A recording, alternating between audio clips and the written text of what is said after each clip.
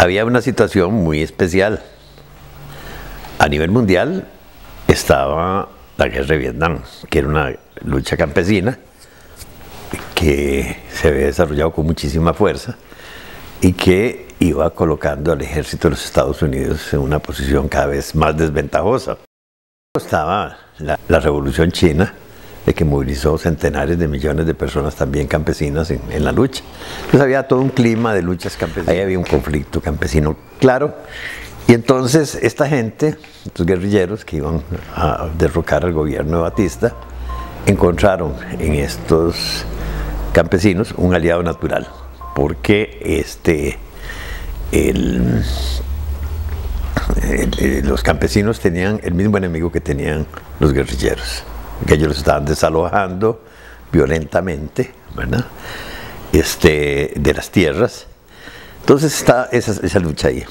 Por otro lado, la Revolución Cubana prende un camino de esperanza que había iniciado Sandino en América Latina en los años 30, también de guerra y guerrillas, basada en los resentimientos y reivindicaciones, sobre todo de los campesinos, especialmente los indígenas. Entonces empezaba a ebullir toda la región. En Costa Rica, que no habíamos tenido una historia traumática con la cuestión agraria, porque aquí siempre había habido poca población y mucha tierra. Entonces, cuando los campesinos perdían la parcela por diversas razones, agarraban a la mujer, los chiquillos, los ponían en la carreta y se iban a talar una montaña, eso que llamaba Fabián Dobles el sitio de las abras, ¿verdad? Hacer una abra. Abra es un hueco en la montaña para poner la parcela. Pues así fue durante mucho tiempo, desde la colonia, porque aquí había poca población y las tierras eran muy ricas, hasta la década de los 60, cuando esas tierras se agotaron, tierras libres, por acaparamiento y por colonización. Y además, porque habían empezado a establecerse algunas reservas nacionales que después se fueron transformando en parques también ya en los 70. Entonces, esa salida de colonización se agotó. Sumémosle a esto que en los 70, especialmente, pero ya a finales de los 60, la Revolución Verde venía incursionando. No solamente con químicos, sino también con tecnología. Y esto transformó mucho la agricultura y redujo los puestos de trabajo. En general, en particular en el banano. En el banano, plantaciones que tenían 6.000 trabajadores pasaban a 3.000 o a 2.500, sobre todo por la utilización de los aviones para la fumigación. Hay una situación mundial muy preocupante para los Estados Unidos, que en 75 salen derrotados de Vietnam, ¿verdad? La Revolución Cubana había prendido las luces de emergencia sobre todo para los norteamericanos, que en el año 62 montan un proyecto que se llama Alianza para el Progreso, que ese proyecto tenía un componente agrario fuerte, pero eso no estaba funcionando en la región. Lo que estaban haciendo era más colonización y no resolviendo las desigualdades en la distribución de la tierra. Entonces se viene dando una situación digamos regional tensa, y además empiezan las cosas en Costa Rica a ponerse color de hormiga, ¿no? Empieza a haber violencia, muertos, conflictos, porque los campesinos sin tierra se sumaban los obreros desplazados de las bananeras, que no hallaban dónde ir porque tenían una especialidad que había desaparecido, ¿verdad? Corredores, pero también Golfito, Cotobruz, Buenos Aires, toda esa zona estaba en problemas, porque, por ejemplo, en Cotobruz había unos latifundios grandes que no estaban siendo cultivados, los de Luis Guachón, si no me equivoco, y otros más. En la zona en la otra parte que era ex bananera, ahí lo que había era el abandono de fincas por parte de la compañía bananera, que quería rescindir el contrato con el Estado costarricense, ¿verdad? Y estaba interesada en hacerlo vencerse antes, incluso para llevarse algunas cosas que... Para recuperar, digamos.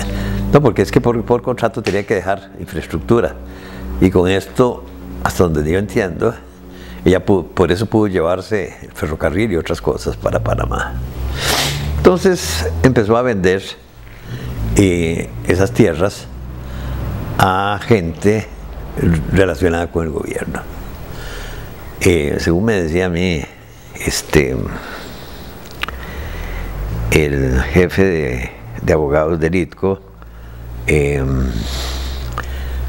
él tuvo en sus manos una transacción en la cual en la mañana la compañía vendía la tierra a 300 colones la hectárea y en la tarde ese mismo día se revendía a 900 pesos. Como compañía, ya que le vendía a un político, ¿verdad?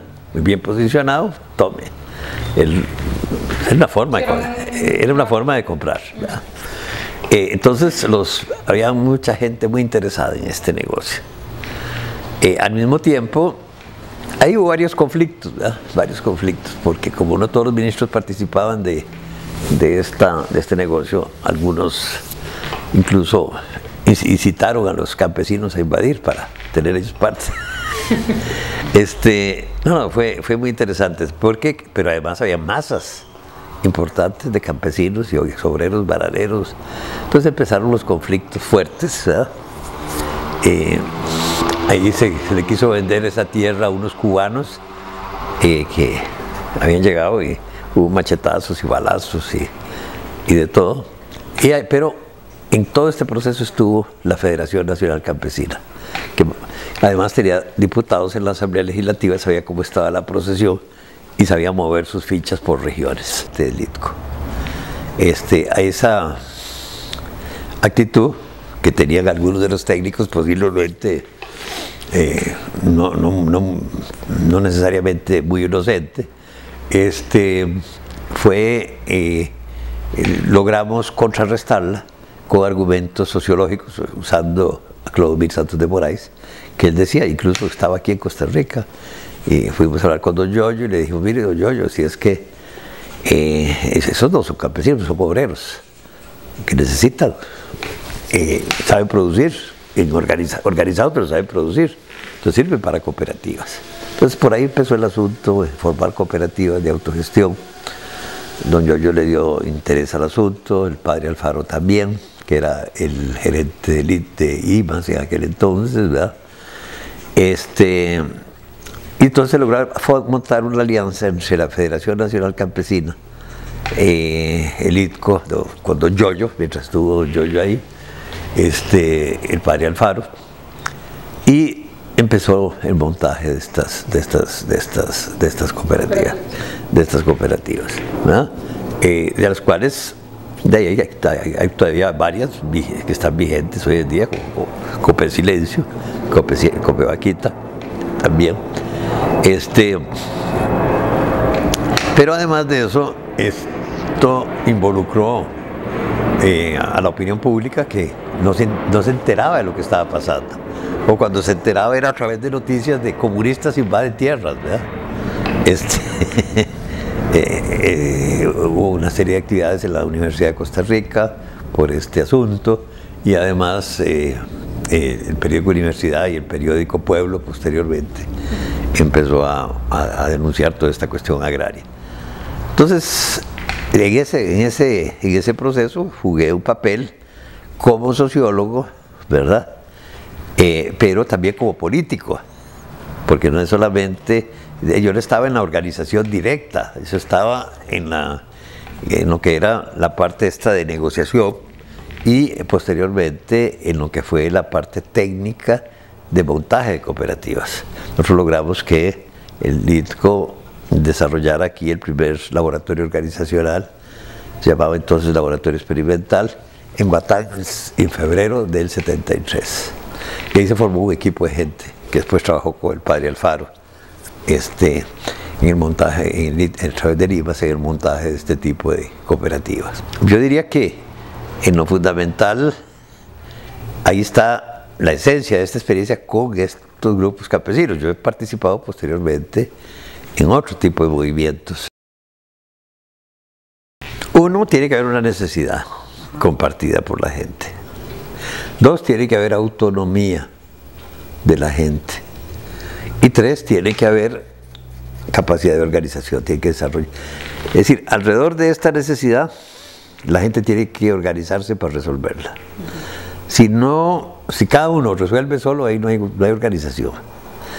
Es decir, esto funciona cuando la gente tiene que organizarse para poder resolver el problema. En este caso, que te conté, era la tierra, la recuperación de la tierra, lo que los unía, ¿verdad? Después, la consecución de insumos indivisibles, máquinas, tractores, etcétera, para la explotación agraria, ¿verdad? Entonces, tenemos esos factores: necesidad, insumos indivisibles, autonomía con organización. Los insumos indivisibles obligan a la organización. Eso es fundamental, ¿verdad? Porque si las salidas son individuales, la gente no se organiza. Y eso funciona para todo aquello, incluso la salud, ¿verdad? Muchos podrían decir, es que la salud es individual. Sí, es individual, pero las condiciones sociales existentes a veces son, si no se arreglan, no funcionan. Por ejemplo, toda la experiencia del doctor Ortiz Gayer se hizo porque la gente se organizó para poner agua potable, para poner letrinas, para hacer caminos y cosas necesarias sin las cuales la salud no podía surgir, ¿verdad? Se organizaron para tener condiciones sanitarias para esto. Y hubo toda una organización a partir de la necesidad. Sí. Y que individualmente ninguno podía poner agua potable, ni letrinas, y además no valía que hiciera uno solo la cosa si el resto no lo hacía, ¿verdad? ¿Y qué cree usted que está sucediendo en la actualidad en Costa Rica, por ejemplo, con los grupos, digamos, las instituciones que tienen que ir directamente a generar algo positivo en las comunidades y no se está dando, o se está dando de otra manera, que son proyectos que son muy pasajeros? Es que las instituciones se hicieron para cooptar las organizaciones populares, no para desarrollarlas, ¿me entiende? En los 50 se desarrolló un movimiento comunal muy fuerte para reivindicar necesidades locales, llamaban juntas progresistas. Los vecinos se organizaban para resolver sus problemas, pero también para exigir que la municipalidad o los ministerios participaran cuando era el caso. Eso cogió mucha fuerza. Como detrás de eso estaban los comunistas, entonces se creó Dinadeco, bajo inspiración de la Alianza para el Progreso. Y eso fue una forma de manejar a las comunidades, porque los diputados les prometían partidas específicas a cambio de lealtades. Y con eso desmovilizaron gran parte del movimiento comunal. Bueno, en el mundo sindical también estaba, ¿verdad? Los sindicatos blancos que llamaban, ¿verdad? Para contrarrestar los sindicatos rojos, ¿verdad? Que manteniendo lealtades. Y en el movimiento cooperativo también pasó lo mismo, ¿verdad?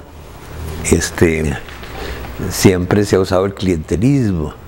Es decir, a la gente le promete, no, pero ¿para qué se organiza? Si mire, usted nombre ahí a que es mi compadre en el partido, y yo les garantizo los recursos del banco y de esto y del otro, ¿verdad? Entonces, las instituciones se han hecho en gran medida, se hicieron en gran medida históricamente, para contrarrestar, por una parte, la organización autónoma de la gente que se les salía de control, y por otro, para fortalecer las relaciones clientelistas de los políticos, ¿verdad? El montaje de clientelas políticas. Entonces, tenemos un ejército de promotores institucionales que se sobreponen unos con otros, incluso los encuentros en los pueblitos, ahí en las montañas, que hay un promotor que es de Senara y otro promotor que es del